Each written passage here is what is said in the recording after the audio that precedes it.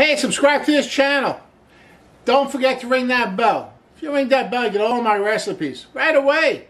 Like today's recipe. Hey, it's a soup. It's outstanding. You know, certain cultures have a particular soup that when you say this soup, you understand it's indigenous to that culture. Greek lemon soup, Avgolemono. That's the name of the soup. Wonderful. And when you say Avgolemono, you know it's Greek lemon soup, and you know it's indigenous to Greece. Wonderful soup. Awesome. Light. Creamy. Lemony. Delicious. Wow. Let's get cooking.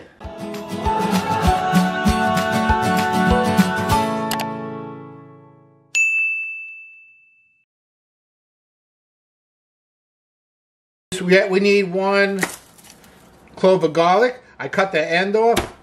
Give it a shot. It peels so easy when I do that. Look at that. Look at that. Very easy. Then I'm going to slice it up.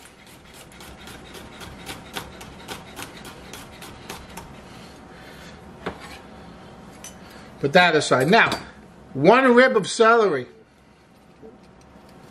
I peel the strings off of it.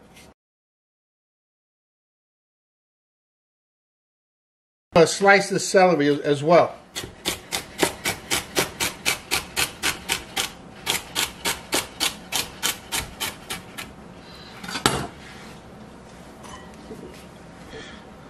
And of course, an onion. And I'm going to use half of a medium-sized white onion.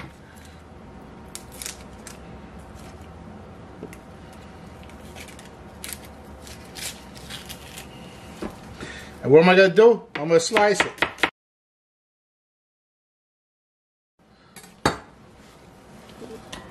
Now for this soup, I like to use this pan. It's got a wide bottom so I can saute these vegetables and put them in a single layer on the bottom of the pan.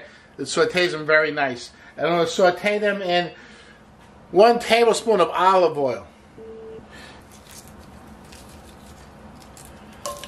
Okay, so I add the vegetables, and what I'm trying to do here is cook the vegetables without adding any color. I'm not really sauteing the vegetable. I'm sweating them. I'm making it hot so that the moisture, the water comes out of the vegetable. The vegetables are actually sweating.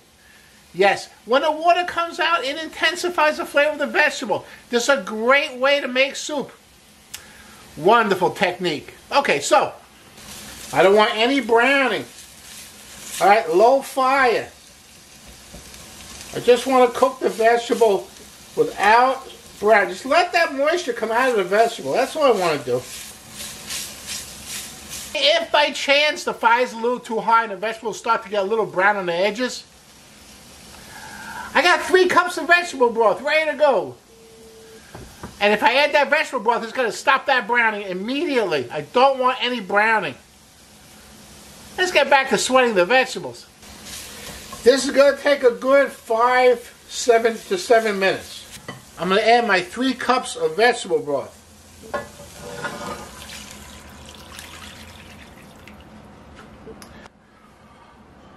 A 1/4 teaspoon of turmeric. That's going to give it a nice yellow color. Hey, I have to thicken the soup a little bit. And there's lots of thickness. Flour, cornstarch, arrowroot. You know what I'm using? Rice. I'm using aborio rice. That's that tiny short grain rice used for risotto. And the reason why I'm using it, it's got a lot of starch in it. It's going to do a great job. I only need 2 tablespoons. I have this on low fire. I'm going to cover this.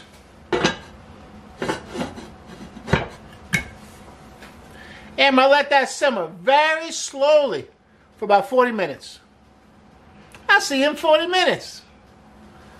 Okay, this is where the magic is. Look at that. Now what I'm going to do is I'm going to take this soup and I'm going to cool it down a little bit. Because I got to puree it. It's going to be a smooth, creamy soup. So I'm going to cool it down, puree it, and then continue. But I got to let you know one thing is very important. When the soup is made, you can't reheat it. So you make the right amount for the amount of people you're serving. I'm serving 2 people tonight. That's why I made a very little amount of soup. I only use 3 cups of broth. Okay, so that's why I make a little bit of soup. Don't make extra. You can't heat it up because there's eggs in the recipe. And if you heat it up, you're going to break the eggs. You're going to wind up with scrambled egg soup, and that's not good. Okay, so I gotta chill this down so I can puree. If you put in the blender hot, your blender may explode. So don't do that. Cool it down first, at least to room temperature. The soup will be pureed smooth, and then you have to have some kind of texture in there. And the texture we're going to have, okay, that's orzo pasta. Looks like rice, but it's actually pasta. Okay, we're going to cook that off, rinse it, and then when the soup is done, we put it inside the soup. Wonderful. Going to give it a nice texture. It's also going to give it some body. Good stuff. You can use rice if you don't want to use orzo, like the soup is done, the rice is pureed, and then cook a little extra rice and throw that into the soup to give it, just needs a little texture. Awesome. So I have here about 4 cups of water brought to a boil, and put about 2 teaspoons of salt in it. Just throw the orzo in there, and a 1/4 cup of orzo. Hey, orzo's pretty fine. I'm going to strain it in my chinoise. That's nice. It's a very fine strainer, because the orzo may fall through my colander.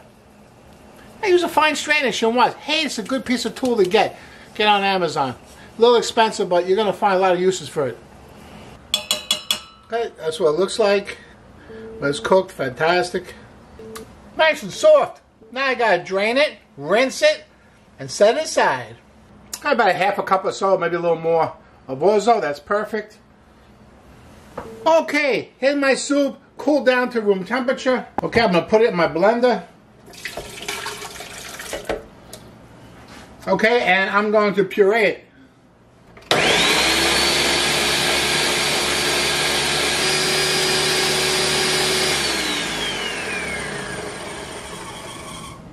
Check out that beautiful consistency of that soup. Nice and smooth and creamy. Oh my goodness. Check that out. That's beautiful. Okay, the rest of the soup is going to be made right before we're ready to eat it. We have to add egg and lemon and dill and the orzo. So that's going to be like last minute because you can't reheat the soup. Once you add the egg, you're done. Okay, so here's what we need to do. We have that hot soup. We have the egg and the lemon juice. We need to temper it. And here's how we do that. Hey, you see I left the lemons out here to show it's fresh squeezed lemon juice. About a 1/2 cup of fresh squeezed lemon juice. I'm going to throw it in 6 egg yolks.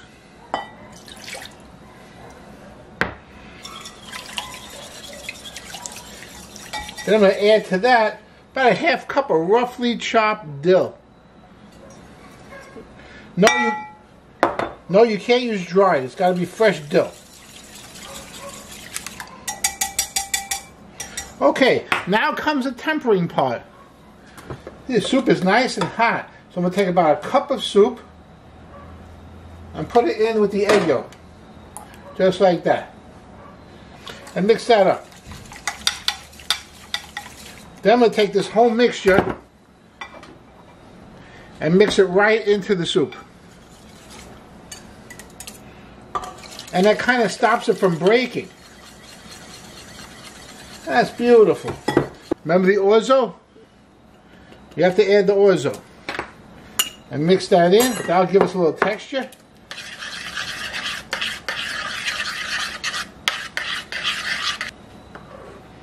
Look at that. That's terrific. Hey, this soup is awesome. If you're a big fan of soup, gotta check out my matzo ball soup. That's also awesome. And I'll see you there.